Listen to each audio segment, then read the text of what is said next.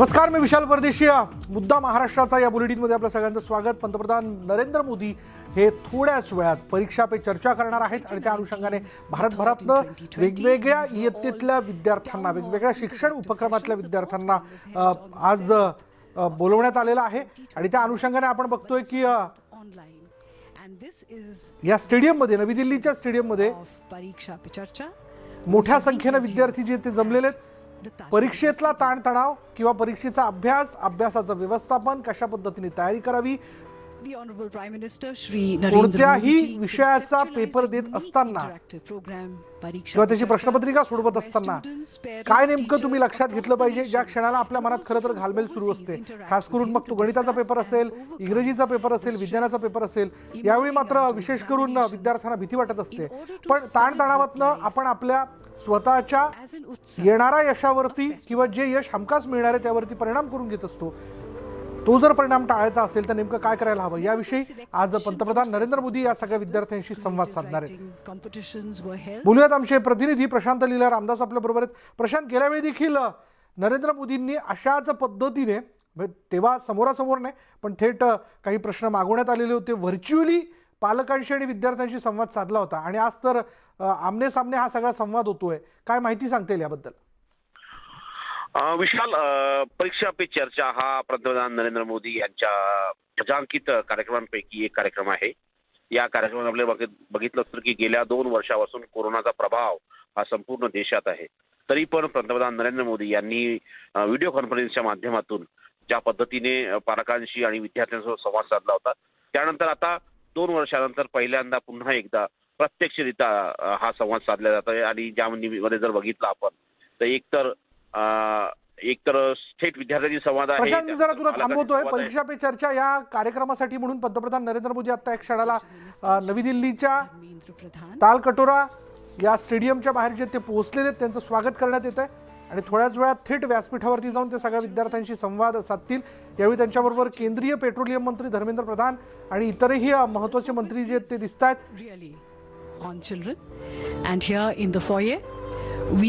परीक्षा काळात तणावमुक्त असण्याच्या मुद्द्याला घेऊन आज पंतप्रधान नरेंद्र मोदी जे ते विद्यार्थ्यांशी संवाद साधतील. पण त्यापूर्वी ज्या काही छोट्या प्रतिकृती तयार करण्यात आलेल्या आहेत त्या बघताना आणि त्याची माहिती घेताना आपण पंतप्रधान नरेंद्र मोदींना बघतोय. एक विद्यार्थिनी त्यांना कोविड विजयची ही प्रतिमा, त्याचा अर्थ, ही प्रतिमा नेमकं काय सांगते, ही प्रतिकृती नेमकं काय सांगते याविषयी माहिती देताना दिसते. या कार्यक्रमासाठी 12 लाखापेक्षा अधिक विद्यार्थी जे आहेत ते थेट पंतप्रधान नरेंद्र मोदी यांच्याशी आमने सामने वा व्हर्च्युअली त्यांच्याशी संवाद साधतील. आणि तणावापासून मुक्त राहून अभ्यास कसा करायचा, यश कसं मिळवायचं याविषयी आज पंतप्रधान विद्यार्थ्यांशी संवाद साधतील. चाय पे चर्चा, परीक्षा पे चर्चा या सगळ्या त्यांच्या विविध कार्यक्रमांमधला हा एक टप्पा जो गेल्या वेळी देखील त्यांनी विद्यार्थ्यांशी संवाद साधून यशस्वी करण्याचा प्रयत्न केला होता. यंदाही तोच प्रयत्न त्यांचा आहे. तालकटोरा स्टेडियम, नवी दिल्लीतल्या तालकटोरा स्टेडियम मध्ये हा कार्यक्रम पार पडतोय.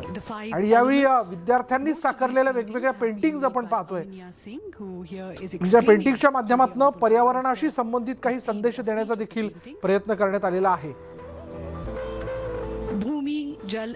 यातला संकेत काय आहे, काय सांगण्याचा या पेंटिंगचा प्रयत्न आहे, हे या विद्यार्थिनी पंतप्रधान नरेंद्र मोदींना सांगण्याचा प्रयत्न करतायत. त्याबद्दलची माहिती ते त्यांना देत आहेत.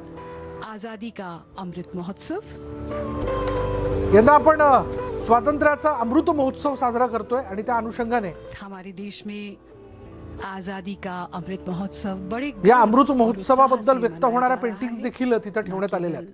बड़े बल्कि बच्चे, छात्र भी इसे उतने ही उत्साह से मना रहे हैं. या पेंटिंग मध्ये थेट आपण स्वामी विवेकानंद आणि या स्वातंत्र्यातील नारी शक्ती, महिला शक्ती जी आहे ती व्यक्त करणारी देखील एक पेंटिंग आपण बघतोय. भारताचे माजी राष्ट्रपती स्वर्गीय अब्दुल कलामजी, डॉक्टर APJ अब्दुल कलाम यांची देखील एक पेंटिंग त्यात असल्याचं आपण पाहतोय. प्रत्येक टप्प्यावरती त्या पेंटिंगबद्दल माहिती देण्याकरता विद्यार्थी उत्सुक आहेत आणि ते थेट पंतप्रधान तिथे पोहोचल्यानंतर त्यांना नेमकं तुम्ही काय बघता, याचा अर्थ काय, याविषयी माहिती देताना दिसत आहेत. यहाँ पर हम देख रहे हैं पारंपरिक खिलौने. काही पारंपरिक पद्धतीची खेळणी तयार करण्यात आलेली आहे, ज्याबद्दल हा विद्यार्थी त्यांना माहिती देतोय. रिश्तों के बारे में, दुनिया के बारे में, जीवन के बारे में बहुत सी बातें सीख जाते हैं.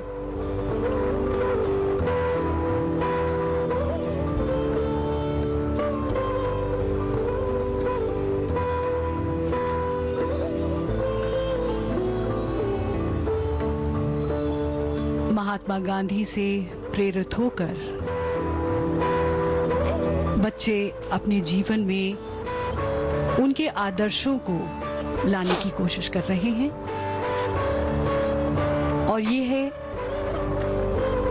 स्वच्छता पर बच्चों का ध्यान.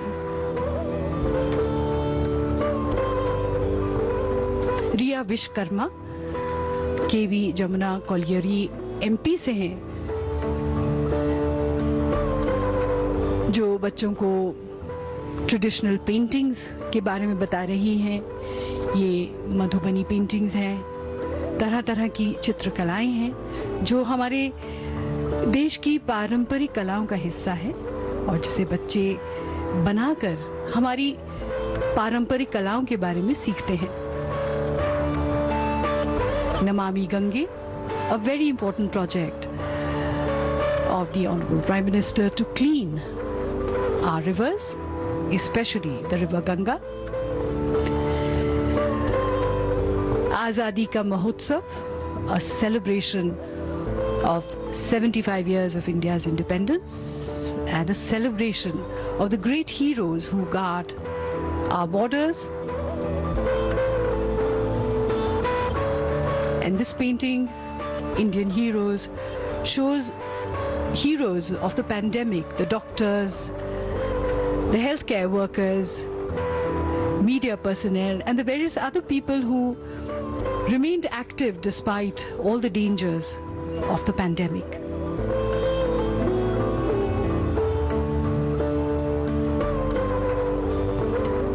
Every canvas is a journey all on its own. A picture, they say, is a poem without words. And these are some of the fine works we are seeing of the students of various schools from across the country.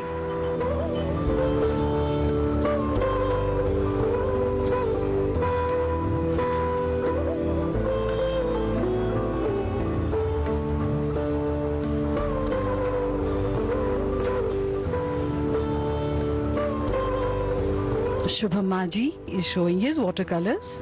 He's from KV Jamtara, Jharkhand.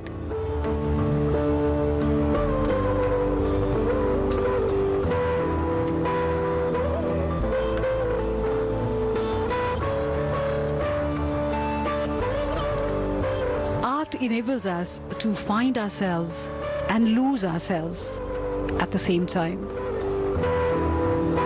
And through these watercolors we see the expression. विद्यार्थ्यांनी साकारलेली विविध चित्र, काही प्रतिकृती, केंद्रीय विद्यालय schools.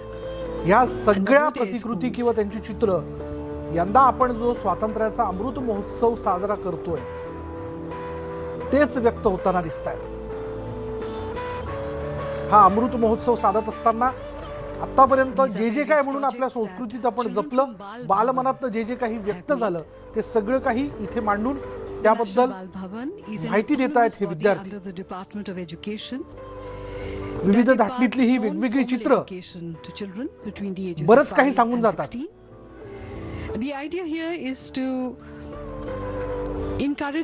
हाताने तयार करण्यात आलेली ही शिल्प through activities which are entertaining, and we are seeing some of the creativity विद्यार्थ्यांच्या Bal Bhavan here.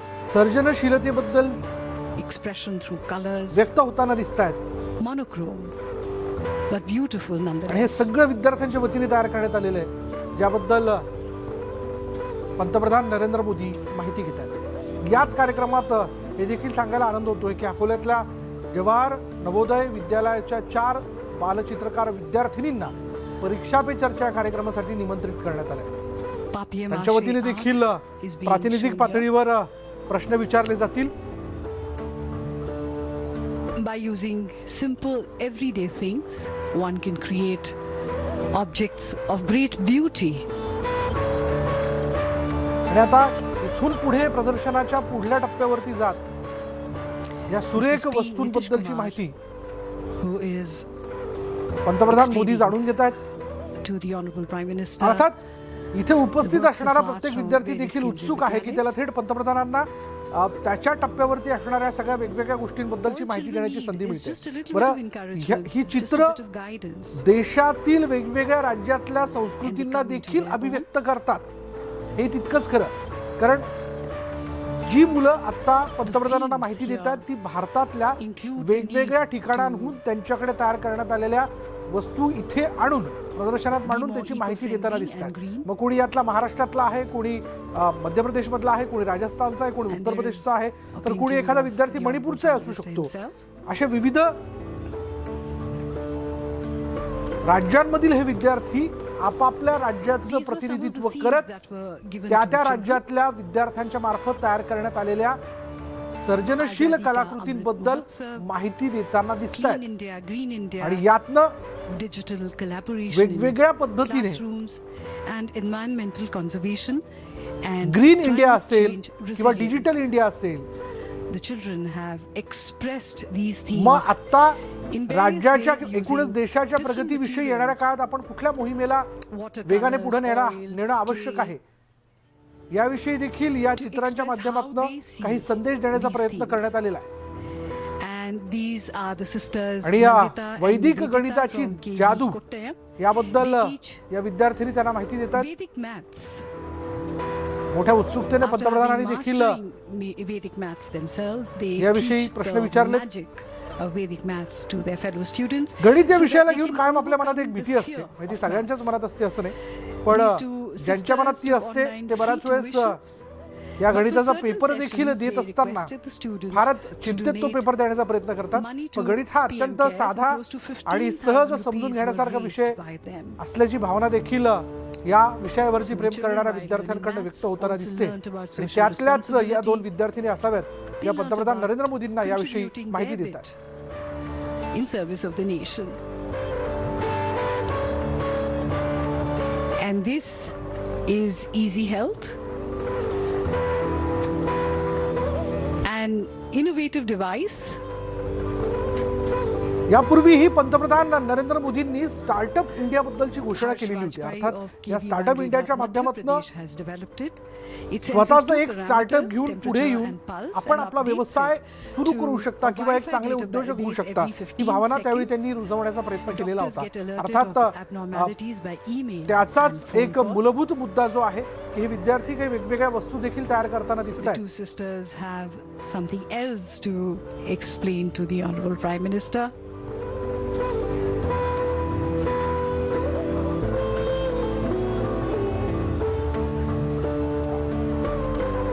They're sharing their videos. शुभेच्छा तुम्हाला. हो, मुंबई याचा मेट्रोचा श्रेयवादाची लढाई उद्या मुख्यमंत्र्यांच्या हस्ते इनॉग्रेशन आहे. भाजपनं आजच बॅनर लावलेले आहे. विरोधी पक्ष नेत्यांनाही बोलावले होते त्या ठिकाणी. मला वाटतं श्रेयवादाची कुठली लढाई नाहीच आहे. याचं कारण असं आहे की पहिल्यांदा तर आम्हाला अतिशय आनंद आहे की या 2 मेट्रो लाईन्स ज्याचं काम आम्ही सुरू केलं होतं ते आता पूर्ण होत आहे. मला असं वाटतं की हे मुंबईकर जनतेलाही माहिती आहे की त्या काळामध्ये किती वेगाने आम्ही काम केलं. गेल्या 2 वर्षात काही कारणं असतील, ते थोडं कमी त्याचा वेग झाला होता, पण आता ते पूर्ण होत आहेत आणि लोकांच्या सेवेत येत आहे. आता आमची अपेक्षा अशीच आहे की सगळ्यात महत्त्वाची मेट्रो लाईन 3 जी आहे, जी कुलाब्यापासून तर सिप्सपर्यंत एक मेन फीडर 40 किलोमीटरची लाईन आहे, जिचं 80% काम पूर्ण झालं आहे, पण त्याला कार शेड न मिळाल्यामुळे पुढचे 4 वर्ष ती लाईन सुरू होऊ शकत नाही. आणि जर आरेचं कार शेड केलं तर 9 महिन्यात ती लाईन सुरू होऊ शकते.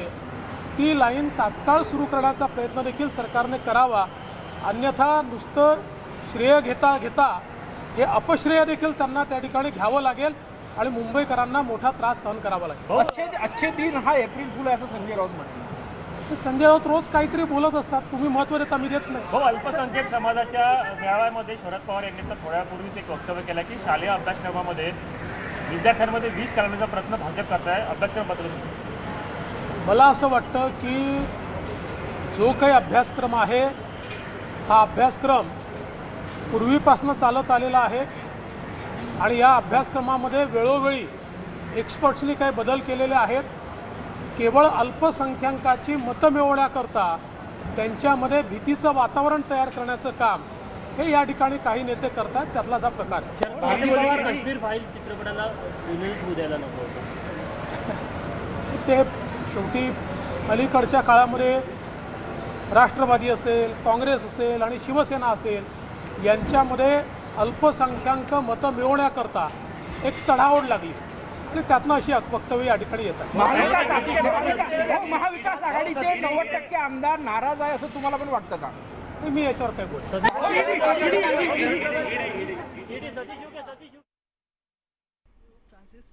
Transistor with Man Ki Baat. A 3D printed. पुन्हा एकदा आपण पंतप्रधान Narendra Modi Who knows what Talkatora will develop. या स्टेडियममध्ये पोहोचलेले आणि त्याच्या मी देखील माध्यमांमध्येच हे बघितलेलं आहे की एका जमिनीच्या प्रकरणामध्ये या नागपूरच्या पोलिसांनी त्यांच्या विरुद्ध एक गुन्हा दाखल केला होता, ज्या गुन्ह्यामध्ये ईडीला तक्रार झाली आणि त्या गुन्ह्यामध्ये ईडीने त्यांच्यावर कारवाई केली आहे. पण मूळ तक्रार आणि मूळ कारवाई जी आहे ती महाराष्ट्र पोलिसांची आहे, नागपूर पोलिसांची आहे, त्याच्यावर आधारितच ईडीने कारवाई केली आहे.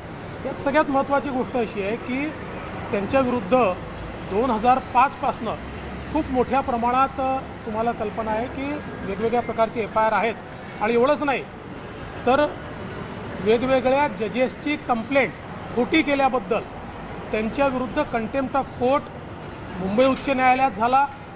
त्यांनी त्यांना शिक्षा दिली. सर्वोच्च न्यायालयामध्ये गेल्यानंतर सर्वोच्च न्यायालयाने ती शिक्षा का वाढवण्यात येऊ नये अशा प्रकारचा निर्णय दिला आणि आता सर्वोच्च न्यायालयामध्ये ते प्रलंबित आहे. त्यामुळे त्यांना जजेसची खोटी कंप्लेंट करण्याच्या संदर्भात देखील शिक्षा झालेली आहे. मला असं वाटतं की जे काही कायदेशीर आहे ते कायद्याने या ठिकाणी होईल आणि तेच ईडी करते.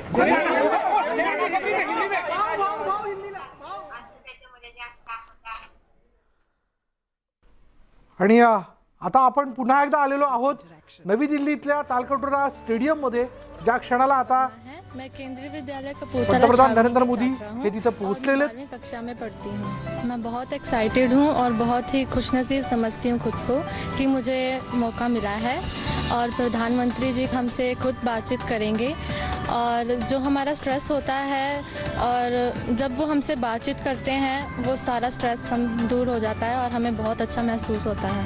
आई am Aminya Singh from JNV Kanpur Nagar, Uttar Pradesh. I'm both excited and nervous at the same time. I'm feeling very fortunate that I'm getting a chance, a golden chance to meet a Prime Minister.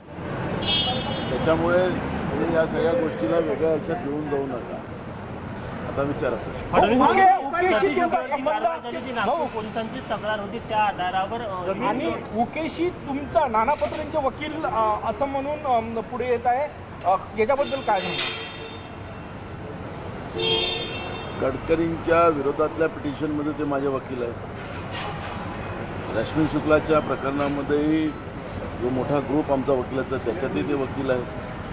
तो वकील आपली केस लढते आहे तर त्याचा अर्थ असा लावला जातो काय? आणि ज्या पद्धतीनं मला तर असं वाटतं की काँग्रेस पक्षाला महाराष्ट्रामध्ये OBC, schedule caste, schedule tribe, अल्पसंख्याक आणि मोठ्या प्रमाणात लोकांचा सहभाग आता वाढायला लागलेला आहे आणि म्हणून अशा प्रकरणावर काँग्रेसला आणि नाना पटोलेला बदनाम करण्याचं एक षडयंत्र या पद्धतीनं सुरू झालेलं आहे. मी आज जी काही चर्चा पाहतो, जे मीडियावर बघतोय, तर माझे वकील म्हणून असा टार्गेट जेव्हा केला जातोय तर या निमित्तानं काँग्रेसला जे समर्थन मिळते आहे त्या समर्थनाचा विरोध म्हणून भाजप या पद्धतीचं षडयंत्र करते काय असा एक प्रश्न या निमित्तानं निर्माण झाला. फडणवीस आता म्हणाले की या सगळ्या याच्यामध्ये नागपूर पोलिसांची ती कारवाई होती, त्याचा आधार घेतच ईडीने कारवाई करत यांना अटक केली आहे. फडणवीसनी काय सांगावं हा प्रश्न नंतरचा आहे. मूळ प्रश्न आहे की मुंबईची ईडी येऊन इथल्या ईडीला साधं माहिती न देणं, इथल्या पोलिसाला साधं माहिती न देणं, केंद्रीय पोलीस दल आणणं, याचा अर्थ एक मोठं षडयंत्र त्या ठिकाणी झालेलं आहे, हेही लपवता येणार नाही. या कारवाईसाठी फडणवीसांकडे बोट दाखवलं जात आहे काय? विकेच्या वडिलांनी आरोप केलेले आहेत, ते चौकशीचा भाग असू शकतो. तुमचे ते आरोप नाही. विकेच्या वडिलांनी जो आरोप केलेला आहे त्याच्यावर चौकशीचा भाग आहे. दिल्लीला आमदार चाललेले आहे.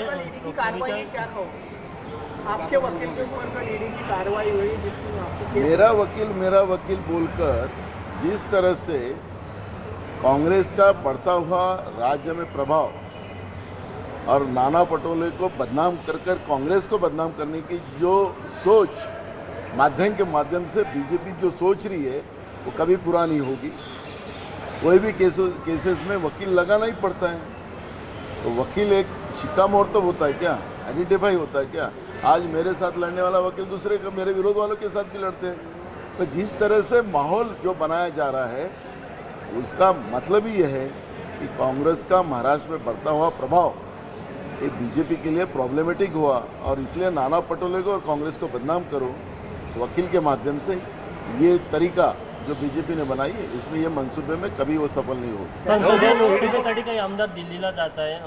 तुमच्या नेतृत्वात ते सोनिया गांधी राहुल गांधीची देखील बघा, आमचं आमदारांचं एक ट्रेनिंग दिल्लीमध्ये आहे आणि त्याच्यामध्ये सगळेच आमदार, सगळ्या पक्षाचे आमदार त्या ठिकाणी जातात आहे. राहिलं केंद्रीय नेतृत्वाला जे काँग्रेसचा हायकमांड आहे त्यांना आमच्या आमदारांनी भेटीची वेळ मागितली तर याच्यामध्ये गैर काय? मला तर एक वाटतं की भाजपमध्ये तर मोठा उद्रेक आहे पण त्याच्याबद्दलची चर्चा होत नाही. काँग्रेसचे आमदार दिल्लीला जाणार, आपल्या नेत्याला भेटणार, त्याचा एक मोठा भाऊ जो केलेला जातो याचं आम्हालाही समजण्याच्या बाहेर. काँग्रेसचे आमदार मंत्र्यांवर नाराज आहे त्यामुळे ती एक तक्रार पण आणि काही लोकांची पण नाराजी आहे काही मंत्र्यांवर तुमच्या, विशेषतः काँग्रेसच्या. आमच्या आमदारांची मंत्र्यावर कुठलीही नाराजी नाही. आमचे मंत्री पुढच्या काळामध्ये महाराष्ट्रामध्ये काँग्रेस अजून बळकटीने पुढे कशी येईल त्याच्यावरची चर्चा करायला हायकमांडमध्ये चाललेली आहे. कुठल्याही मंत्र्यांची तक्रार करायला नाही चालली. आता जी कारवाई झालेली आहे ईडीची, तर संजय राऊतांनी असा आरोप केलेला आहे की अशा सगळ्या कारवाई होतात तर महाराष्ट्र सरकार सक्षम आहे पण अजून जे गृहमंत्री आहेत त्यांना आक्रमक व्हायची गरज आहे कारण अशा प्रकारचं महाराष्ट्र सरकार जे आहे ते हँडल करू शकत नाही म्हणून केंद्र गृहमंत्र्यांवर नाराजी आहे का? म्हणजे तुमची नाराजी आहे शिक्षण मंत्र्यांवर गुन्हा दाखल केला? प्रत्येक कारवाईच्या मागं प्रत्येक जी तपास यंत्रणा आहे त्यांचे अधिकार असतात. कालची कारवाई जी झाली, आता महत्त्वाचा प्रश्न असा आहे की मी काल पण सांगितलं की ईडीची कारवाई आतंकवादाच्या संबंधित असलेल्या आणि त्याच्यामध्ये पैशाचे व्यवहार होत असतील, ड्रग्समध्ये होत असतील, दुसरं जे कबूतरबाजी जे भाजपच्या खासदारांनी मागच्या काळात केलेली होती त्या कबूतरबाजीमुळे मोठ्या प्रमाणात आंतरराष्ट्रीय देश विदेशात बायांना तिकडे पाठवणं, त्यांच्याकडून पैसा गोळा करणं, या सगळ्या गुन्ह्यासाठी ईडीची निर्मिती झाली होती. पण आज ईडीला ज्या पद्धतीने चिल्लर बनवण्याचं काम भाजपने जे केलेलं आहे केंद्रीय सत्तेच्या पायी आणि त्याच्यामुळे काल झालेल्या कारवाईबद्दल खरं तर आता ईडीला जे स्वायत्ता दिलेली आहे त्याचं मान्य सुप्रीम कोर्टामध्ये प्रकरण चालू आहे आणि म्हणून काल आम्ही एक गोष्ट बोललो की या पद्धतीचा ईडीचा केंद्रीय तपास यंत्रणेचा जो दुरुपयोग केंद्रातले भाजपची सरकार करते आहे त्यावर सुमोटो माननीय सुप्रीम कोर्टाच्या चीफ जस्टिस साहेबांनी मुंबई हायकोर्टाच्या चीफ जस्टिस साहेबांनी याच्यात पुढाकार घेऊन हे प्रकरण या ठिकाणी लावलं पाहिजे. जी दहशत निर्माण करून जे ब्लॅकमेलिंग करण्याचं काम जे भाजप करते आहे केंद्रीय सत्तेच्या आधारानं त्याच्यावर कुठेतरी निर्णय व्हावा. नाहीतर ही या पद्धतीची लोकशाही संपवण्याचा जो प्रकार जो सुरू झालेला आहे याला थांबवलं पाहिजे अशी नम्र विनंती तुमच्या माध्यमातून आम्ही माननीय सुप्रीम कोर्ट माननीय जस्टिस साहेबांना केली. राष्ट्रवादीला आक्रमक व्हायची गरज आहे. शेखवर गुन्हा दाखल झाला, गुन्हा दाखल झालेला आहे. गृहमंत्री मागे बोलले होते की नाना पटोलेंवर देखील कारवाई बैठकीमध्ये उमटले. आणि बरोबर आहे. एक गोष्ट आहे की तलवार देणं आणि त्या तलवाराने मग आता मी गुरुद्वारात जातो तर आम्हाला पगडी बांधली जाते, तलवार दिली जाते. अनेक ठिकाणी आता त्याचं सगळ्याच राजकीय पक्षाला दिली जाते आणि तलवार काढून दाखवावं लागतं. त्या इंटेन्शनला समजून त्या पद्धतीचे गुन्हे दाखल व्हायला पाहिजे. म्हणजे कंबोजनी ज्या पद्धतीनं नवाब मलिकवर त्यांना ईडीची कारवाई होऊन त्यांना जेलमध्ये टाकण्याचं काम झालं त्यावेळेस त्या कंबोजनी ज्या पद्धतीनं चौकात येऊन जी तलवारबाजी केली तो इंटेन्शन आणि सत्काराचं इंटेन्शन याचा फरक हा पोलीस विभागाने समजला पाहिजे. कोणाच्या दबावाखाली येऊन या पद्धतीची कारवाई व्हायला लागली तर महाराष्ट्र हे कायद्याचं राज्य आहे की नाही हे समजण्याचं कारण आहे. मी मंत्री आहे म्हणून आणि ते काँग्रेसचे मंत्री आहे म्हणून नाही, हे सगळ्यांसाठी लागू होतं. आणि अशा पद्धतीच्या कारवायाचा विरोध होणं आणि म्हणून काल तुम्ही जे म्हणतात की मंत्रिमंडळात त्याच्यावरची चर्चा झाली, विरोध झाला आणि निश्चितपणे ज्या पोलिसांनी हे गुन्हे दाखल केले त्या पोलिसांवरच ही कारवाई व्हावी अशा पद्धतीची मागणी काँग्रेसच्या दबाव कुणाचा आहे नेमका? आपण जे मगाशी मी म्हणालो की ब्लॅकमेलिंग करण्याचं जे केंद्रीय भाजपचं सरकार ज्या पद्धतीनं कोणावर ईडी, कोणावर CBI, कोणावर इन्कम टॅक्सच्या धाडी असं करून ज्या पद्धतीने जे दबावतंत्राचा वापर करून भाजप जे राजकारण करायला निघालेलं आहे, जे ब्लॅकमेलिंग करायला निघालेलं आहे त्याचाच परिणाम. जसं भाजपच्या कोणी लोकांनी या पद्धतीनं सांगितलं की त्यांच्यावर गुन्हे का दाखल केले नाही आणि त्याच्या दबावाखाली येऊन 2 मंत्र्यांवर जे गुन्हे दाखल झाले त्या इंटेन्शनला न ओळखून समजा पोलिसांनी कारवाई केली असेल तर पोलिसांवरच उलटी कारवाई व्हावी ही मागणी आम्ही गृहमंत्र्यांकडे दिलीप करू. वळसे पाटील 2 दिवसाआधी असे बोलले होते की वारंवार नाना पटोले पंतप्रधानांच्या विरोधात आक्षेपार्ह वक्तव्य करतात, त्यांच्यावरही कारवाई होईल, त्यांच्यावर बिलकुल होणार ना. आमचं इंटेन्शन काय ते समजून त्यांनी करावी. आम्ही चुकीचं बोललो, कायदा हा समान आहे आम्ही असं मानतोय. काँग्रेसने नेहमी त्या गोष्टीला मान्य केलेलं आहे. आम्ही यांच्यासारखं नाही. आसामच्या मुख्यमंत्र्यांनी महिलांचा अपमान करायचा आणि त्याला खुर्चीवर बसवायचं. केंद्रातल्या गृह राज्यमंत्र्याच्या पोरांनी शेतकऱ्यांच्या अंगावर गाडी चालवून त्यांना जीवे मारायचं तरी तो तिथं मांडीला मांडी टाकून देशाच्या प्रधानमंत्र्याबरोबर बसतो आहे. आमच्याजवळ एखाद्याने गुन्हा केला तर त्यांच्यावर कारवाई झाली पाहिजे अशी काँग्रेसने नेहमी सत्तेमध्ये असताना सुद्धा भूमिका राबवलेली आहे. आणि यानंतर इथे वेळ झाली का ब्रेकची. ब्रेक घेऊयात. पहा फक्त न्यूज 18 लोकमत.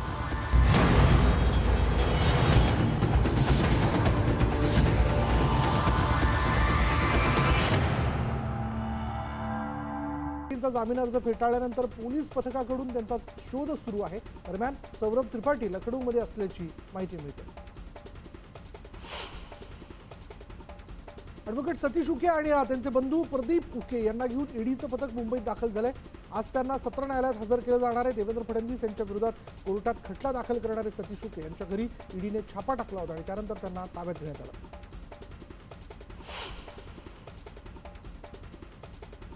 गेल्या 6 महिन्यांपासून संपावर असलेल्या राज्यातील एसटी कर्मचाऱ्यांना कामावर हजर होण्यासाठी दिलेली मुदत संपली आणि त्यामुळे गैरहजर कर्मचाऱ्यांवर आजपासून कठोर कारवाई केली जाणार आहे.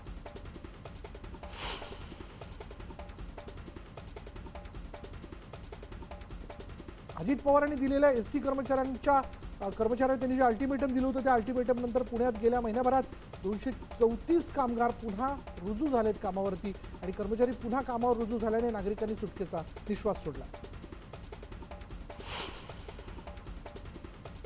गुढीपाडव्यासह सर्वच सण धूमधडाक्यात साजरे होणार आहेत. तसंच गुढीपाडव्याला निघणाऱ्या शोभायात्रांवर कोणतेही बंधन असणार नाही. रामनवमी, बाबासाहेब आंबेडकर जयंती आणि रमजानसाठी निघणाऱ्या सर्व मिरवणुका निर्बंधमुक्त असणार आहेत. राज्यात आता मास्क घालणं बंधनकारक नसेल. मास्क घालणं ही ऐच्छिक गोष्ट असेल, बाब असेल असं स्पष्टीकरण देण्यात आलेलं आहे. कॅबिनेटच्या बैठकीत हा निर्णय घेण्यात आला अशी माहिती आरोग्यमंत्री राजेश टोपेंनी दिली. तसंच मास्क मुक्ती असली तरी लोकांनी काळजी घ्यावी असं आवाहनही टोपेंनी केलं.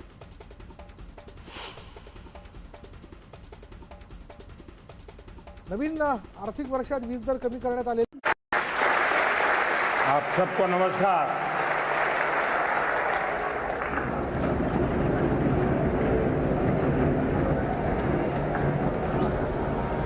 वैसे मेरा बड़ा प्रिय कार्यक्रम है, लेकिन कोरोना के कारण बीच में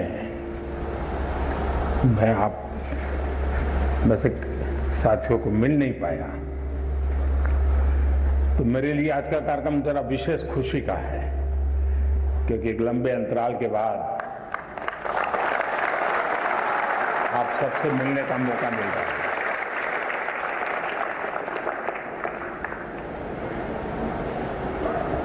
मुझे नहीं लगता है कि परीक्षा का आप लोगों को कोई टेंशन होगा।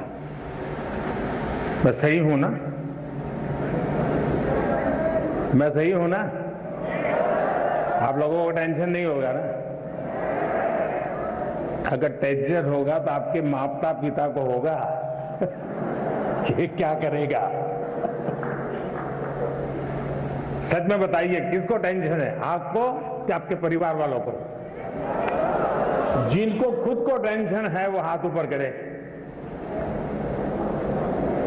अच्छा, अभी भी लोग हैं? अच्छा, और जिनका पक्का विश्वास है कि मम्मी पापा को टेंशन है, वो कौन कौन है? ज्यादा लोग वही है। कल विक्रम संवत नव वर्ष शुरू हो रहा है, और वैसे ही अप्रैल महीना हमारे देश में अनेक त्योहारों से भरा रहता है। मेरी आने वाले सभी त्योहारों के लिए आप सबको बहुत बहुत शुभकामनाएं। लेकिन त्योहारों के बीच में एग्जाम भी होती है, और इसलिए त्योहारों का मजा नहीं ले पाते हैं। लेकिन अगर एग्जाम को ही त्योहार बना दें तो फिर वो त्योहार में कई रंग भर जाते हैं, और इसलिए आज का हमारा कार्यक्रम हम हमारे एग्जाम्स में त्योहार का वातावरण कैसे बनाएं, उसको रंगों से कैसे भर दें, उमंग उत्साह के साथ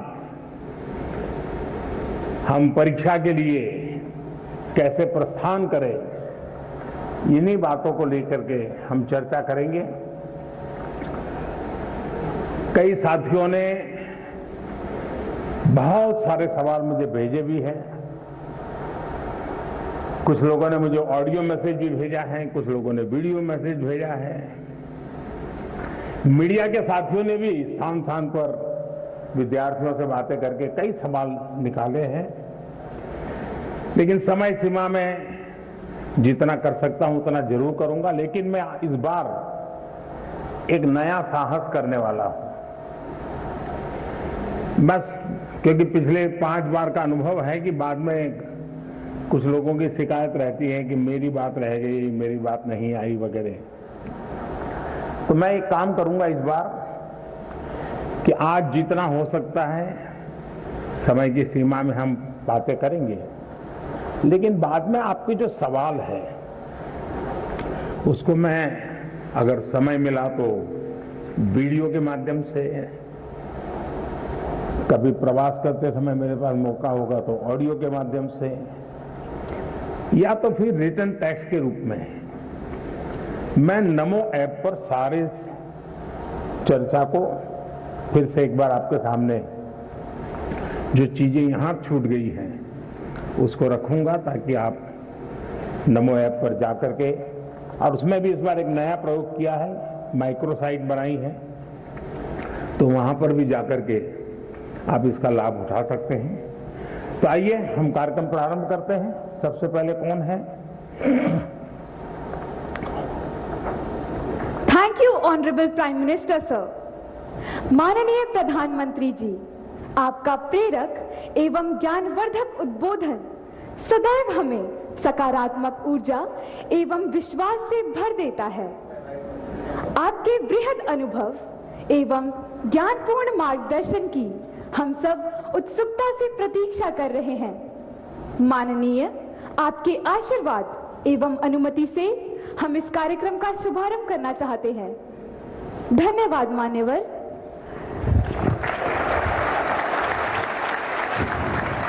माननीय प्रधानमंत्री जी, भारत की राजधानी ऐतिहासिक नगरी दिल्ली के विवेकानंद स्कूल की कक्षा 12वीं की छात्रा खुशी जैन आपसे प्रश्न पूछना चाहती हैं। खुशी, कृपया अपना प्रश्न पूछिए। ये अच्छी बात है, खुशी से शुरू हो रहा है।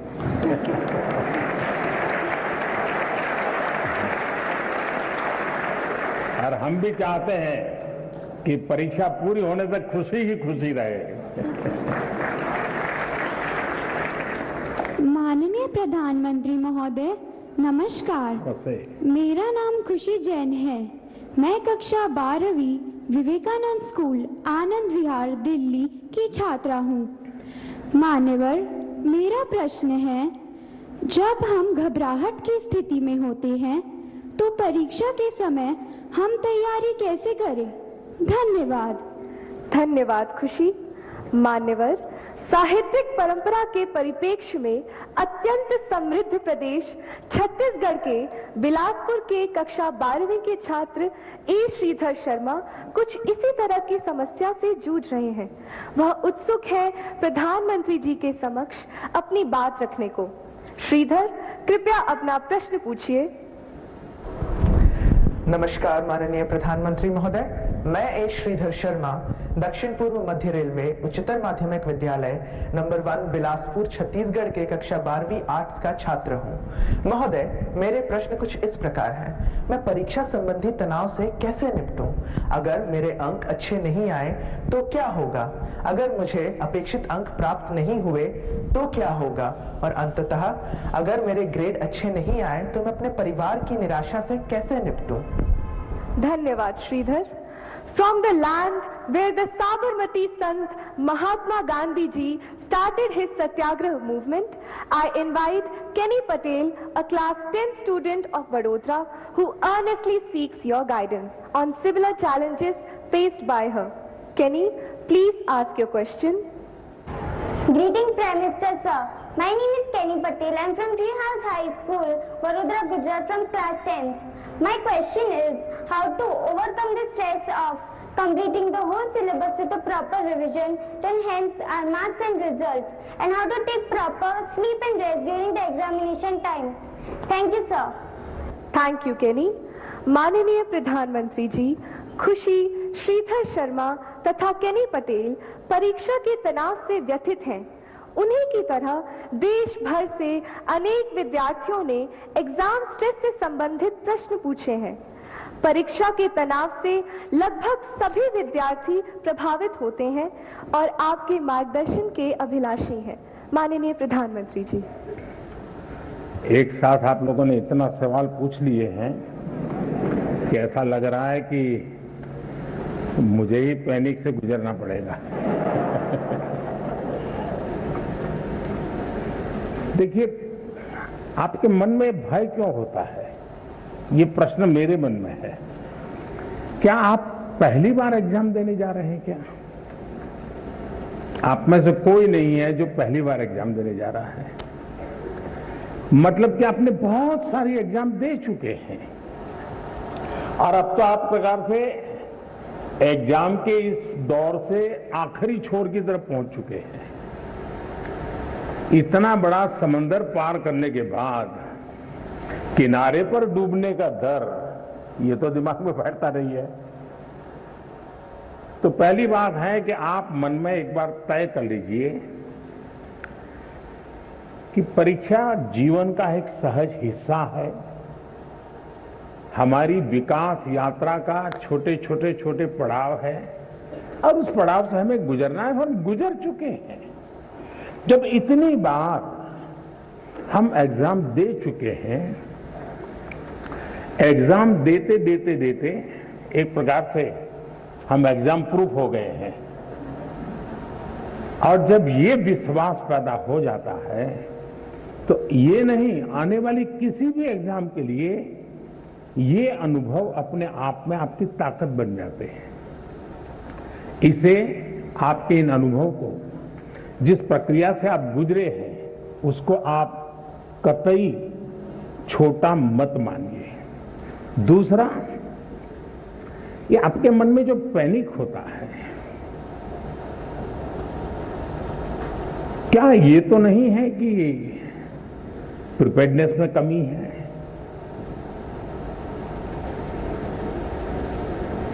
कहने को तो हम कुछ कहते होंगे, लेकिन मन में रहता है। मेरा आपको सुझाव है, अब एग्जाम के बीच में समय तो ज्यादा है ही नहीं, इस बोझ को जीना है कि जो किया है उसमें विश्वास भर करके आगे बढ़ना है। हो सकता है एक दो चीजें छूट गई होगी, एक आध चीज में थोड़ी जितनी मेहनत चाहिए नहीं हुई होगी, उसमें क्या है, लेकिन जो हुआ है उसमें मेरा आत्मविश्वास भरपूर है, तो वो बाकी चीजों में भी वो ओवरकम कर जाता है। और इसलिए मेरा आपसे आग्रह है कि आप इस प्रेशर में मत रहिए, पैनिक क्रिएट हो ऐसा वातावरण को पनपने ही मत दीजिए। जितनी सहज दिनचर्या आपकी रहती है उतनी ही सहज दिनचर्या में आप अपने आने वाले परीक्षा के समय को भी बिताइए। एक्स्ट्रा कम अधिक जोड़ना तोड़ना वो आपके पूरे स्वभाव से डिस्टर्बेंस पैदा करेगा। वो ये करता है तो चलो मैं भी ये करूं, मेरा एक दोस्त ऐसा करता है इसलिए उसको अच्छे मार्क्स आते हैं, मैं भी वो करूं। आप वो कुछ मत कीजिए जो आपने सुना है, आप वही कीजिए जो इतने समय से आप करते आए हैं, और उसमें आप विश्वास भरिए। मुझे पक्का भरोसा है आप पर कि आप बहुत सरलता से, उमंग से, उत्साह से, एक फेस्टिवल मूड में एग्जाम दे पाएंगे और सफल होकर रहेंगे।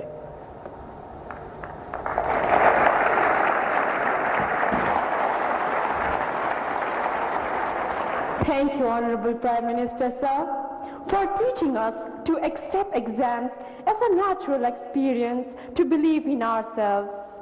Honorable Prime Minister, sir, the next question comes from Mysuru in Karnataka, renowned for its heritage destinations and national parks. Tarun MB, who is a class 11 student here, seeks a solution to his problem. Tarun, may we have your question, please? Good morning, sir. I am Tarun MB, studying in class 11th at Jawahar Navodaya Vidyalaya, Mysuru, Karnataka. I express my sincere gratitude in being given an opportunity to participate in the 5th edition of Pariksha Pe Charcha 2022. My question to our Honorable Prime Minister Shri Narendra Modi ji is, sir, how can you say a student focus while studying online? Because there are so many distractions like YouTube, WhatsApp and other social media. It is very difficult to study online without disturbance. Sir, is there any solution for this? Thank you, sir. Thank you, Tarun.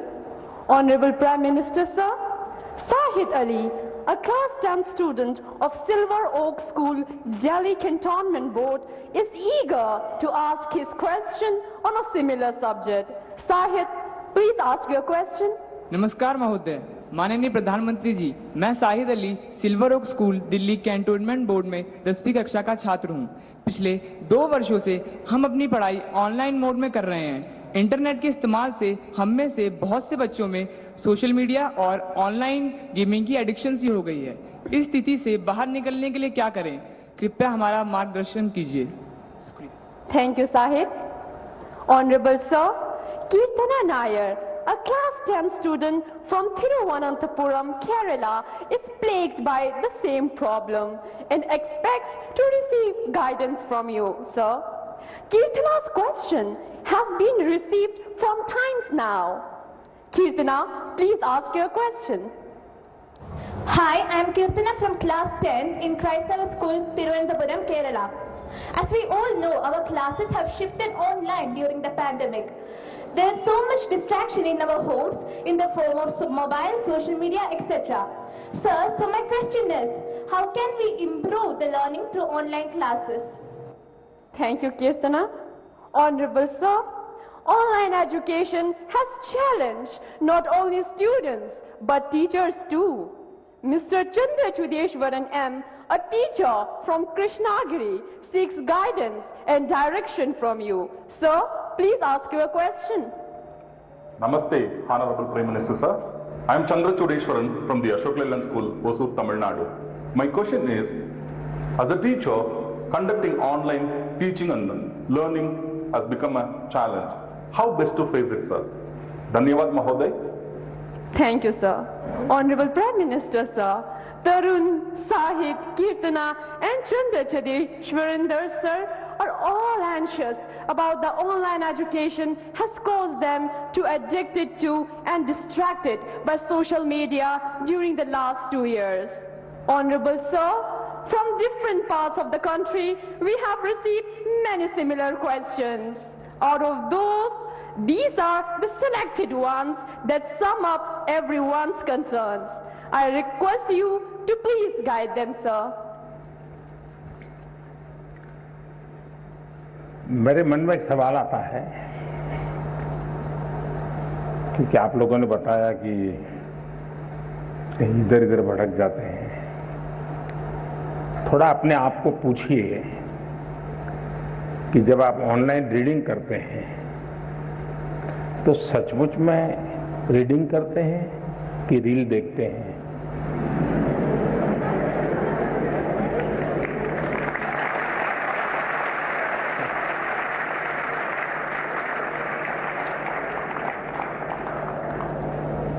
अब मैं आपको हाथ ऊपर नहीं कराऊंगा, लेकिन आप समझ गए कि मैंने आपको पकड़ लिया है। हकीकत में दोष ऑनलाइन या ऑफलाइन इसका नहीं है।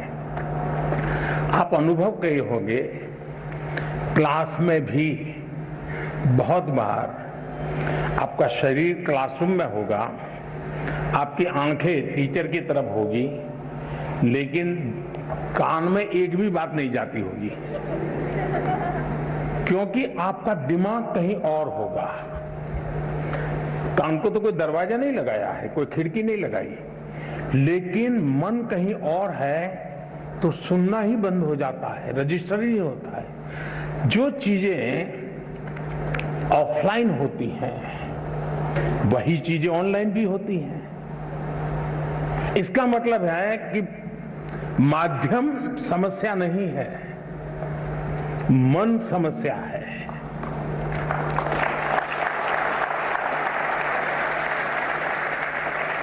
माध्यम ऑनलाइन हो या ऑफलाइन, अगर मेरा मन पूरी तरह उससे जुड़ा हुआ है, उसमें डूबा हुआ है, मेरा एक खोजी मन है जो उसमें की बारीकियों को पकड़ने की कोशिश कर रहा है, तो आपके लिए ऑनलाइन या ऑफलाइन मैं नहीं मानता हूं कि कोई फर्क पड़ सकता है। और इसलिए हम, जैसे युग बदलता है तो माध्यम भी बदलते रहते हैं। अब पहले के जमाने में जो गुरुकुल चलते थे, सदियों पहले, सहस्त्र वर्ष पहले, तो वहां तो प्रिंटिंग पेपर भी नहीं थे, तो उस समय कोई किताब भी नहीं थी, तो ऐसे ही कंठस्थ सब चलता था।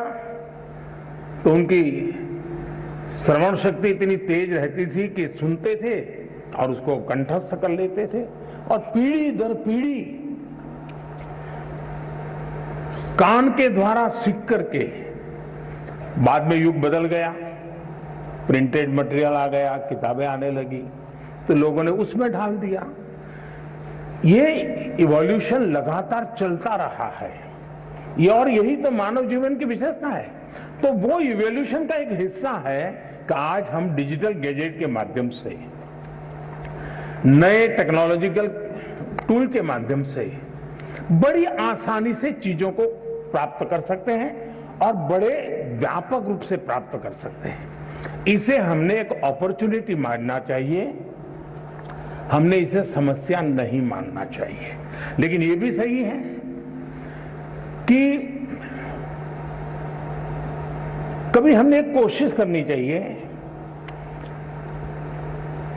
हम ऑनलाइन हमारी पढ़ाई को एक रिवॉर्ड के रूप में अपने टाइम टेबल में रख सकते हैं।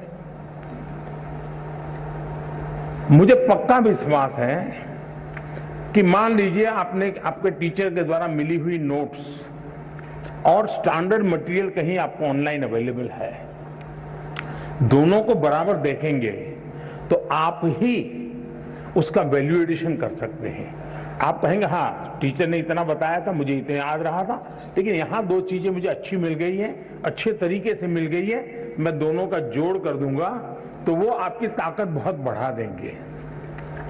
ऑनलाइन का दूसरा लाभ ये है, आखिरकार शिक्षा का एक हिस्सा है ज्ञान अर्जन करना।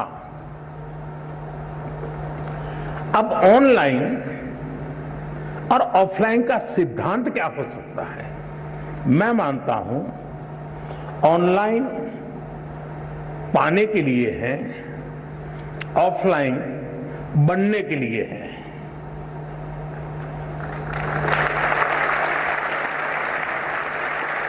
मुझे कितना ज्ञान पाना है, कितना अर्जित करना है, मैं ऑनलाइन जाकर के दुनिया के जिस छोर से जो भी अवेलेबल है मैं अपने मोबाइल फोन पर या अपने आईपैड पर ले आऊंगा, इसको मैं अंगीकार करूं। और ऑफलाइन जो मैंने वहां पाया है उसको पनपने के लिए मैं अवसर दूंगा।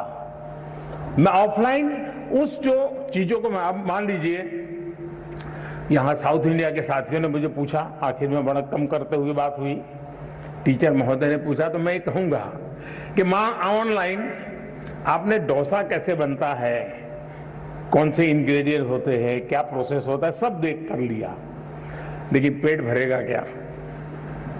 बढ़िया से बढ़िया डोसा आपने कंप्यूटर पर बना दिया, सारे इंग्रेडिएंट का उपयोग कर लिया, पेट भरेगा क्या? लेकिन वो ज्ञान अगर आपने कोशिश की और डोसा बना दिया तो पेट भरेगा या नहीं भरेगा? तो ऑनलाइन को आपका आधार मजबूत करने के लिए उपयोग करें, आपको ऑफलाइन में उसको जाकर के जीवन में साकार करना है। शिक्षा का भी ऐसा ही है। पहले आपकी जो किताब है वो, आपके जो टीचर है वो, आपका जो सराउंडिंग्स है वो, बहुत सीमित साधन थे ज्ञान प्राप्त करने के। आज असीमित संसाधन है, इसलिए आप अपने आप को कितना व्यापक कर सकते हैं, खुद का विस्तार कितना कर सकते हैं, उतनी ही चीजें आप उसको एडॉप्ट करते जाएंगे। और इसलिए ऑनलाइन को एक अवसर समझिए, लेकिन इधर उधर भटक करके काम करते हैं तो फिर टूल भी अवेलेबल है। आपने देखा होगा आपके हर गैजेट में टूल है जो आपको इंस्ट्रक्शन देते हैं, वार्निंग देते हैं, ये करो, ये मत करो, अब रुक जाओ, थोड़ी देर आराम करो, अब 15 मिनट के बाद फिर आना है तो वो 15 मिनट के बाद आएंगे। आप इस टूल का उपयोग करके अपने आप को डिसिप्लिन में ला सकते हो। और मैंने देखा है कि बहुत सारे बच्चे होते हैं जो ऑनलाइन इन टूल्स का मैक्सिमम उपयोग करते हैं, अपने आप को रिस्ट्रिक्ट करते हैं। दूसरा, जीवन में खुद से भी जुड़ना, ये भी उतना ही महत्व है जितना आईपैड के अंदर घुसने में आनंद आता है, मोबाइल फोन के अंदर घुसने में आनंद होता है, उससे हजारों गुना आनंद अपने भीतर घुसने का भी होता है। तो दिन भर में कुछ पल ऐसे निकालिए कि जब आप ऑनलाइन भी नहीं होंगे, ऑफलाइन नहीं होंगे, इनर लाइन होंगे। जितना अंदर जाएंगे आप अपनी ऊर्जा को अनुभव करेंगे। अगर इन चीजों को कर लेते हैं तो मुझे नहीं लगता है कि ये सारे संकट आपके लिए कठिनाई पैदा करेंगे।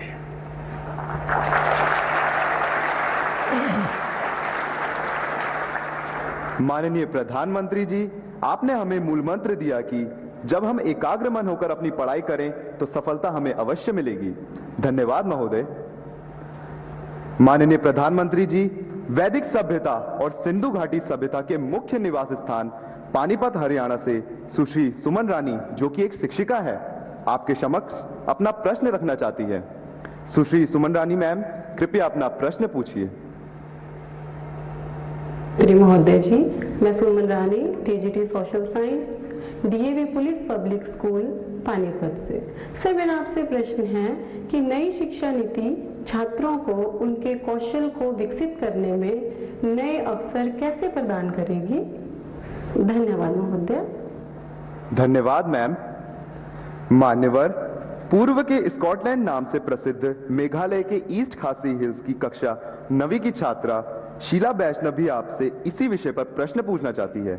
शीला, कृपया अपना प्रश्न रखें। Good morning, sir. I am Sheila Vaishnav of Jawahar Navodaya Vidyalaya, Maflak, East Khasi Hills, Meghalaya, studying in class 9th. My question to Honorable Prime Minister is how provisions of National Education Policy will empower students' lives in particular and society in general and pave way for Naya Bharat. Thank you, sir.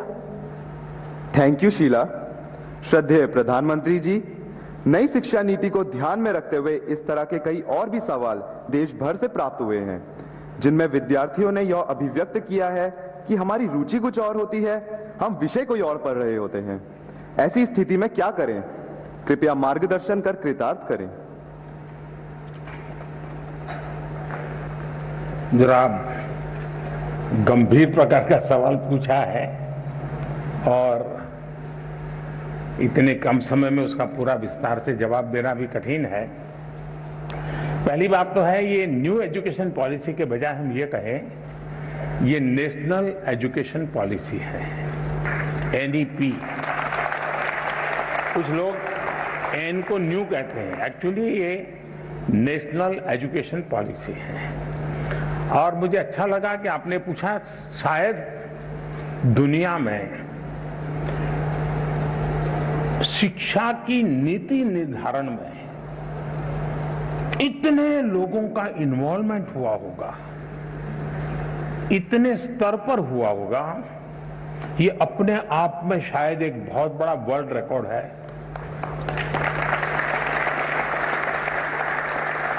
2014 से जब मुझसे इस कार्य के लिए आप सबने पसंद किया, तो शुरुआत से इस काम पर हम लगे थे।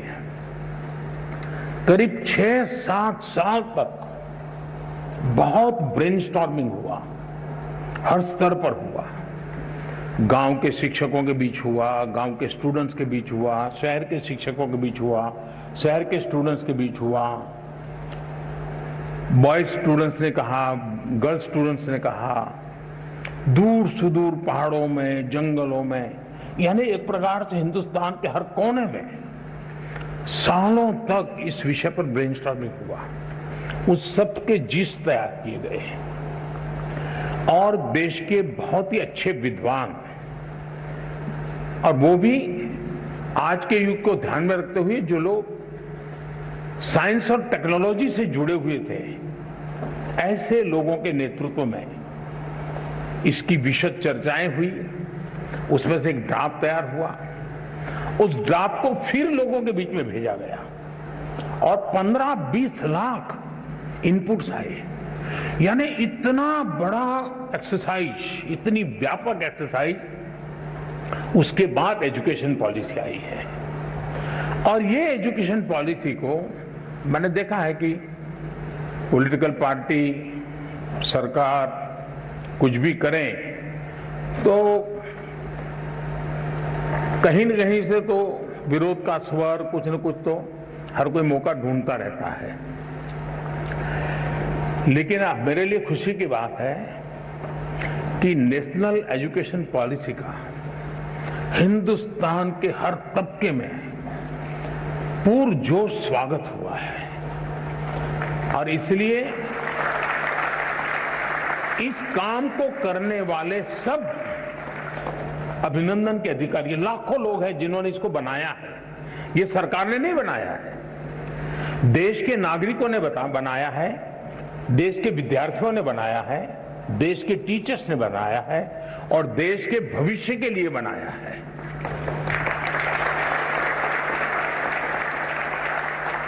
अब एक छोटा सा विषय, पहले हमारे यहां खेलकूद एक एक्स्ट्रा एक्टिविटी माना जाता था। आपको जो 5वीं, 6ठी, 7वीं में पढ़े होंगे उनको पता होगा। अब इस नेशनल एजुकेशन पॉलिसी में वो शिक्षा का हिस्सा बना दिया गया है।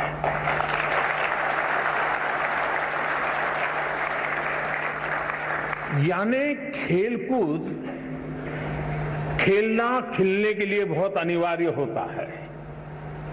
बिना खेले कोई खिल नहीं सकता। अगर आप खिलना चाहते हैं, खुलना चाहते हैं, तो खेल जीवन में बहुत जरूरी है।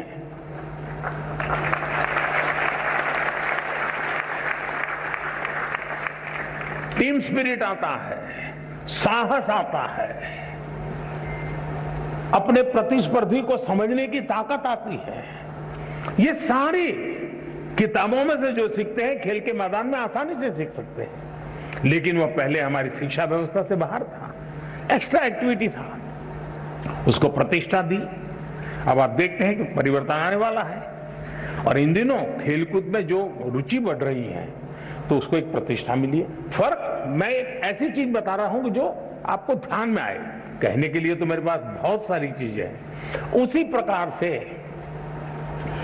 क्या हम 20वीं सदी की नीतियों को लेकर के 21वीं सदी का निर्माण कर सकते हैं क्या? मैं आप लोगों से पूछता हूं। 20वीं सदी की सोच, 20वीं सदी की व्यवस्था, 20वीं सदी की नीति, इससे 21वीं सदी में आगे बढ़ सकते हैं क्या? जरा जोर से बताइए ना। नहीं बढ़ सकते ना।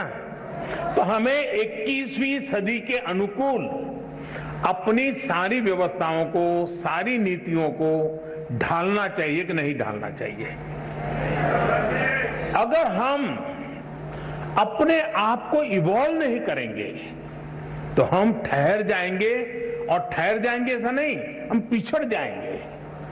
और इसलिए भी वैसे बीच में समय जितना जाना चाहिए था उससे ज्यादा चला गया, उससे देश का नुकसान हुआ है। लेकिन अब जब हम पहुंच चुके हैं, अब जैसे आज हम देखते हैं कि कभी कभार माँ बाप की इच्छा के कारण, रिसोर्सेज के कारण, नजदीक में व्यवस्था के कारण हम अपनी इच्छा के शिक्षा के लिए आगे नहीं बढ़ पाते हैं,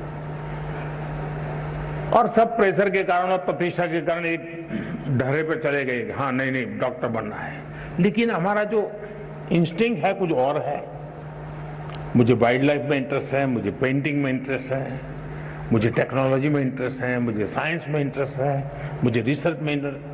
अब कारणों से मेडिकल में तो चला गया, पहले तो गए हैं, तो फिर इस पाइपलाइन में यहां घुसे आप तो आपको वहां ही निकलना पड़ेगा दूसरे छोर पे। अब हमने कह दिया ऐसा जरूरी नहीं है कि आप प्रवेश कर लिया, लेकिन 1 साल 2 साल के बाद लगा कि नहीं भाई मेरा रास्ता ये नहीं है, मेरा तो मिजाज वो है, मैं तो वहां जाना चाहता हूं। तो अब नेशनल एजुकेशन पॉलिसी आपको नए रास्ते पर जाने का अवसर देती है, सम्मान के साथ अवसर देती है।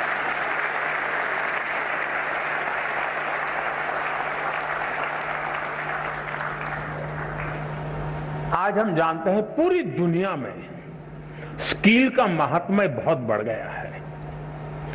सिर्फ शिक्षा, सिर्फ ज्ञान का भंडार ये इनफ नहीं है, हुनर भी होना चाहिए, स्किल होनी चाहिए। अब इसको हमने सिलेबस का हिस्सा बनाया है ताकि उसका पूर्ण विकास के लिए उसको खुद को अवसर मिल जाए। आज खुशी हुई, मैं अभी एक प्रदर्शनी देख के आया। नेशनल एजुकेशन पॉलिसी का क्या रिफ्लेक्शन होता है वो छोटे से रूप में आज शिक्षा विभाग के लोगों ने रखा था। मैं शिक्षा विभाग को बधाई देता हूं, यानी बहुत ही प्रभावित था। आनंद आता था कि हमारे 8वीं 10वीं कक्षा के बच्चे 3D प्रिंटर बना रहे हैं। आनंद आ रहा है कि हमारे 8वीं 10वीं कक्षा के बच्चे वैदिक मैथमेटिक्स का ऐप चला रहे हैं और दुनिया भर के स्टूडेंट उनसे सीख रहे हैं। नंदिता और निवेदिता 2 बहनें में जो मिली, मैं बहुत ही सरप्राइज था। हमारे यहां तो इन चीजों को बुरा माना जाने वाला एक वर्ग होता है, लेकिन उन्होंने दुनिया भर में अपने स्टूडेंट खोज लिए हैं। वे खुद स्टूडेंट हैं लेकिन गुरु बन गए हैं। अब देखिए, उन्होंने टेक्नोलॉजी का भरपूर उपयोग किया है। टेक्नोलॉजी से वो डरे नहीं है, टेक्नोलॉजी का उपयोग किया है। उसी प्रकार से मैंने देखा कुछ स्कल्पचर्स बनाए हुए हैं, कुछ अच्छे पेंटिंग बनाए, और इतना ही नहीं, उसमें विजन था। ऐसे ही करने के लिए नहीं किया गया, मैं उस विजन को अनुभव करता था। इसका मतलब हुआ कि नेशनल एजुकेशन पॉलिसी व्यक्तित्व के विकास के लिए बहुत सारे अवसर दे रही है। और इस अर्थ में मैं कहूंगा कि हम जितनी बारीकी से नेशनल एजुकेशन पॉलिसी को समझेंगे और प्रत्यक्ष में उसको धरती पर उतारेंगे, आप देखिए मल्टीपल बेनिफिट्स आपके सामने होंगे। तो मेरी देश भर के टीचर्स को, देश भर के शिक्षाविदों से, देश भर के स्कूल से मेरा आग्रह है कि आप इसकी बारीकियों को जमीन पर उतारने के नए नए तरीके डेवलप कीजिए, और जितने ज्यादा तरीके होंगे उतने ही ज्यादा अवसर प्राप्त होंगे। मेरी शुभकामनाएं हैं।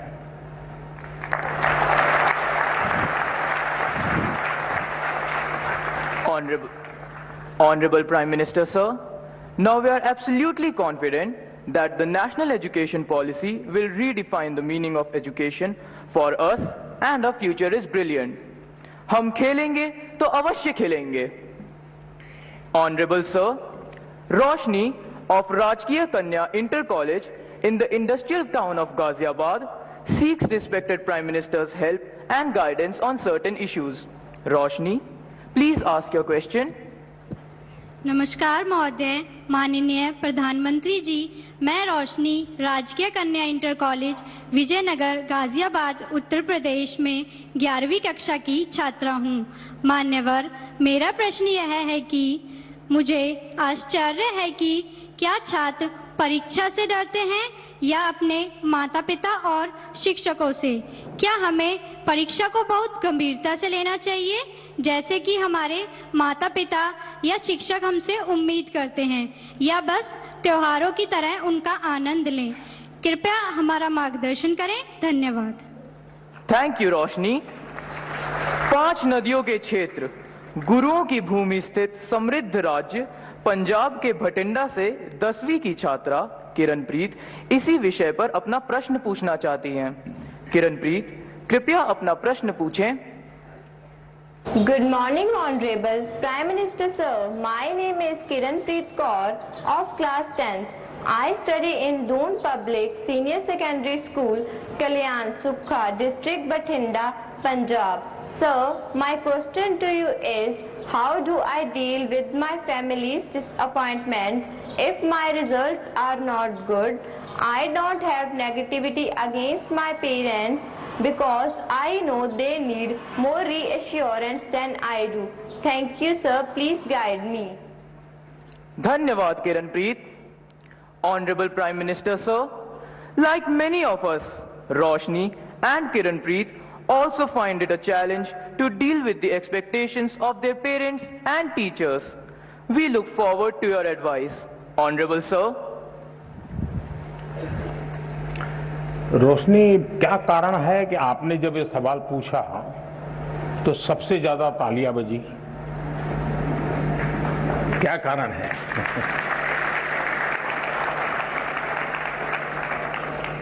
मुझे लगता है कि आपने सवाल स्टूडेंट के लिए नहीं पूछा है, आपने बड़ी चतुराई से पेरेंट्स और टीचर के लिए पूछा है।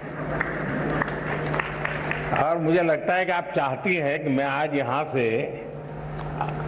हर एक के पेरेंट्स को और टीचर्स को कुछ यहाँ से कह दूं ताकि आपके काम आ जाए।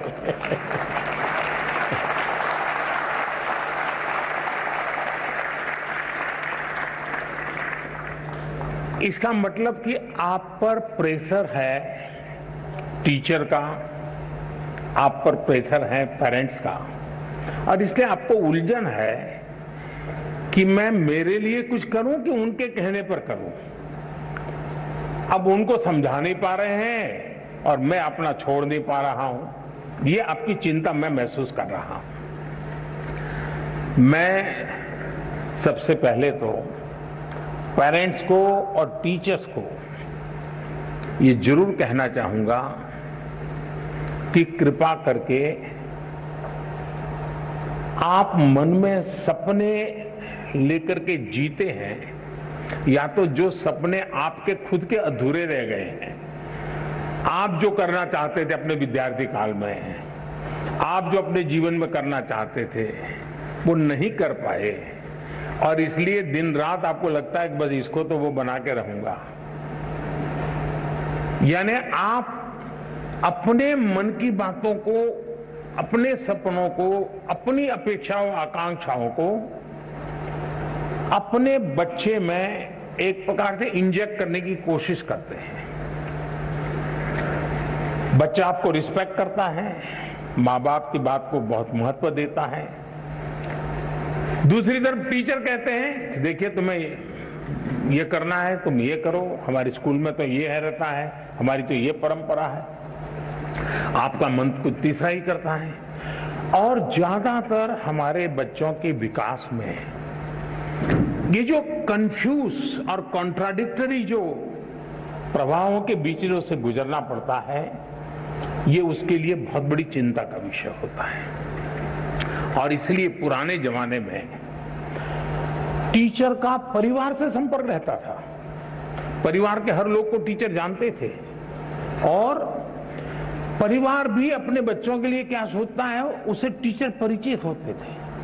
टीचर क्या करते हैं, कैसा करते हैं, वो उससे पेरेंट्स परिचित होते थे। यानी एक प्रकार से शिक्षा एक, चाहे स्कूल में चलती हो, शिक्षा घर में चलती हो, हर कोई एक ही प्लेटफॉर्म पर होता था। और उसके कारण अब क्या हुआ है, बच्चा दिन भर क्या करता है माँ बाप को समझ नहीं है, जानते नहीं है। टीचर को सिलेबस से लेना देना है, मेरा सिलेबस पूरा हो गया, मेरा काम हो गया, मैंने अच्छी तरह से पढ़ाया, बहुत मेहनत करके पढ़ाते, ऐसा नहीं कि नहीं पढ़ाते, लेकिन उसको लगता है कि मेरी जिम्मेवारी है सिलेबस पूरा करूं, वो मेरा दायित्व है। लेकिन बच्चे का मन कुछ और करता है।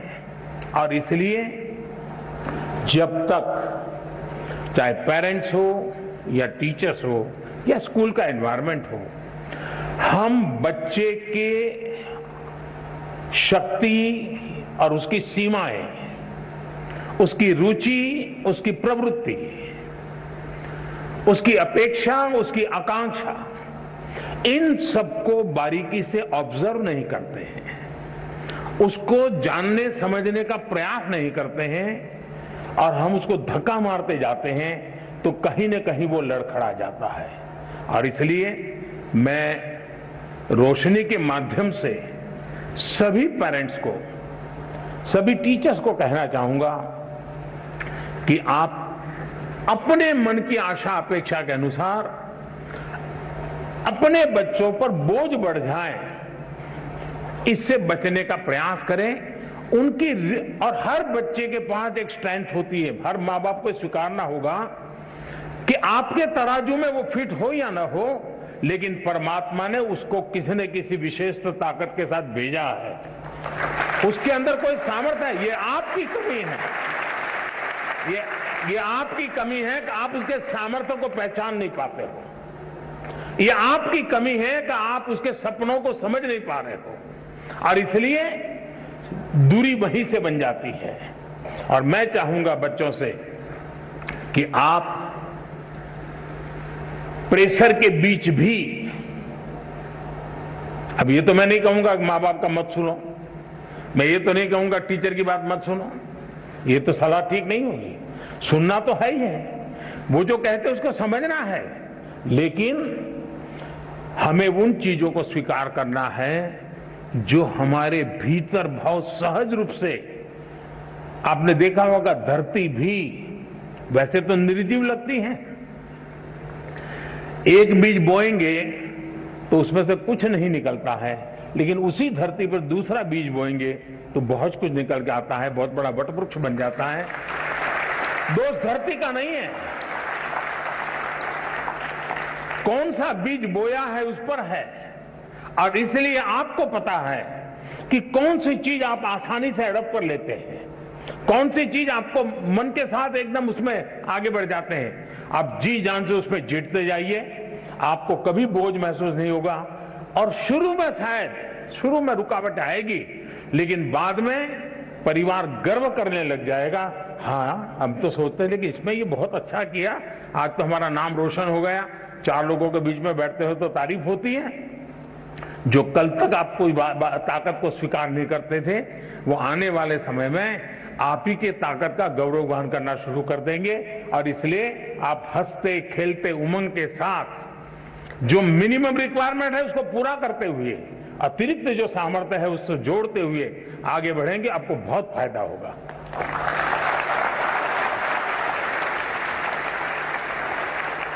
श्रद्धेय प्रधानमंत्री जी, आपने अभिभावक एवं शिक्षक की आशाओं अपेक्षाओं के बीच बच्चों की रुचि एवं आकांक्षाओं को नई शक्ति दी है। आपका कोटि कोटि धन्यवाद। Honorable Prime Minister Sir, from the culturally rich city of Delhi, Vaibhav, a class 10 student of Kendriya Vidyalaya Janakpuri, earnestly seeks your counsel regarding his problem. Vaibhav, please ask your question. नमस्कार प्रधानमंत्री जी, मेरा नाम वैभव कनौजिया है। मैं कक्षा 10वीं का छात्र हूँ। मैं केंद्रीय विद्यालय जनकपुरी दिल्ली में पढ़ता हूँ। महोदय, मेरा आपसे यह प्रश्न है कि how to stay motivated and succeed when we have so many of backlog. Thank you sir. धन्यवाद वैभव। माननीय प्रधानमंत्री जी, हम बच्चे ही नहीं, हमारे अभिभावक भी आपसे अपनी समस्याओं का निदान चाहते हैं। सुजीत कुमार प्रधान जी, जो झारसुगुड़ा उड़ीसा से एक अभिभावक हैं, आपसे इसी विषय पर मार्गदर्शन की अपेक्षा रखते हैं। श्रीमान सुजीत प्रधान जी, कृपया अपना प्रश्न पूछें। माननीय प्रधानमंत्री जी नमस्कार, मेरा नाम सुजीत कुमार प्रधान। मेरा प्रश्न है, पाठ्येतर गतिविधि के लिए बच्चों को कैसे प्रेरित करें? धन्यवाद। धन्यवाद श्रीमान। माननीय प्रधानमंत्री जी, स्थापत्य और चित्रकला के धनी राजस्थान के जयपुर की कक्षा 12वीं की छात्रा कोमल शर्मा आपसे अपनी परेशानी का हल चाहती हैं। कोमल, कृपया अपना प्रश्न पूछें। नमस्कार माननीय प्रधानमंत्री जी महोदय, मेरा नाम कोमल शर्मा है। मैं राजकीय बालिका उच्च माध्यमिक विद्यालय बगरू जयपुर कक्षा 12वीं की छात्रा हूँ। मेरा प्रश्न आपसे ये था कि मेरे एक सहपाठी का एक पेपर अच्छा नहीं गया है, तो मैं उसे दिलासा कैसे दूं? धन्यवाद। धन्यवाद Komal. Honourable prime minister sir, Aaron Eapen, a class 10th student of Qatar, is overwhelmed by a similar problem. Aaron, please go ahead and ask your question. Namaste sir, greetings from MES Indian School, Doha, Qatar. My name is Aaron Epen of class 10. My questions to the Honorable Prime Minister of India are these: how to stop myself from procrastinating and how to keep away my exam fears and the sense of lack of preparation. Thank you, Aaron. Honorable Prime Minister Sir, Vaibhav, Mr. Pradhan Ji, Komal and Aaron are eager to gain from your wisdom on how to handle the problem of lack of motivation and how to sustain commitment to academics. Also, many other students from all over India want to know how to ensure that they participate equally in extracurricular activities to be well-integrated individuals. Kindly guide all of us, sir. कोई ये सोचता हो कि motivation का कोई injection मिलता है, और वो इंजेक्शन हम लगवा दें तो फिर मोटिवेशन का एश्योरेंस मिल जाता है। किसी को लगता है कि ये फॉर्मूला मिल जाए तो फिर मोटिवेशन की कभी समस्या नहीं रहेगी। तो मैं समझता हूं कि बहुत बड़ी गलती होगी। लेकिन पहले तो खुद को आप ऑब्जर्व कीजिए कि आप वो कौन सी बातें होती हैं जिससे पूरी तरह डीमोटिवेटेड हो जाते हैं। आपको पता चलेगा। आप दिन भर देखेंगे, सप्ताह भर देखेंगे, महीने भर देखेंगे तो आप पकड़ पाएंगे कहा जब ऐसा होता है तो मुझे लगता है वो मैं कुछ नहीं कर सकता, ये मेरे लिए कठिन है। तो एक खुद को जानना और उसमें भी वो कौन सी बातें हैं जो मुझे हताश कर देती है, निराश कर देती है, एक बार उसको जान लें और उसको एक बार नंबर बॉक्स में डाल दें। ठीक है, फिर आप कोशिश कीजिए कि वो कौन सी चीजें हैं जो सहज रूप से आपको मोटिवेट करती हैं।